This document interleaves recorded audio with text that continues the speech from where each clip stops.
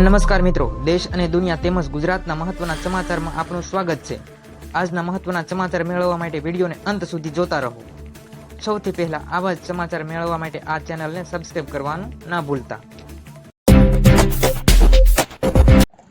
ત્યારબાદ સમાચારમાં આગળ વાત કરીએ તો વસ્તી ગણતરી સ્કેમને લઈને જોઈએ સૌથી અપડેટ માહિતી। સાદી અને સરળ ભાષામાં સમજી લઈએ કે શું છે આ વસ્તી ગણતરી સ્કેમ।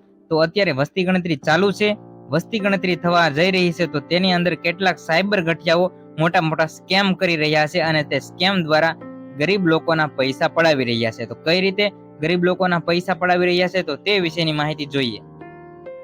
તો અત્યારે વસ્તી ગણતરી ચાલુ છે, તો કોઈ વ્યક્તિ તમારા ઘરે આવીને એવું કહે કે અમે વસ્તી ગણતરી કરવા માટે આવ્યા છે, આધાર કાર્ડ આપો, તમામ પ્રકારની માહિતી લઈ પ્રશ્નાવલી ભરાવે અને અંતે તમારા મોબાઈલમાં ઓટીપી માંગે છે અને ઓટીપી તમે આપી દો છો એટલે તમારા ખાતાની અંદર જે પૈસા હોય છે તે તમામ પ્રકારના પૈસા તેઓ ઉપાડી જતા હોય છે।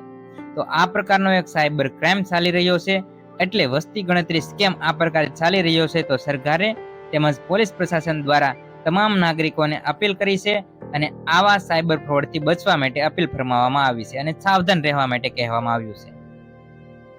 સાદી અને સરળ ભાષામાં સમજી લઈએ સમગ્ર માહિતીને ફટાફટ। તો વસ્તી ગણતરી સ્કેમથી સાવધાન રહેવા માટે અપીલ કરવામાં આવી છે। વસ્તી ગણતરીના નામે કોઈ વ્યક્તિ તમારી bank detail, PAN card, OTP કે અન્ય નાણાકીય માહિતી માંગે તો તરત જ ના પાડી દેવી, કારણ કે વસ્તી ગણતરીની અંદર આવી માહિતી ભરવાની હોતી નથી। ઘરે આવેલો કોઈ પણ અધિકારી આઈડી કાર્ડ ચકાસે, કોઈ પણ પ્રકારની વ્યક્તિગત કે નાણાકીય વિગતો શેર ન કરો। સ્કેમ લાગે છે તો તરત જ ગુજરાત પોલીસને સંપર્ક કરો। તમારી એક સાવચેતી તમારી મહેનતની કમાણીને સુરક્ષિત રાખવામાં તમને જ મદદરૂપ થવાની છે।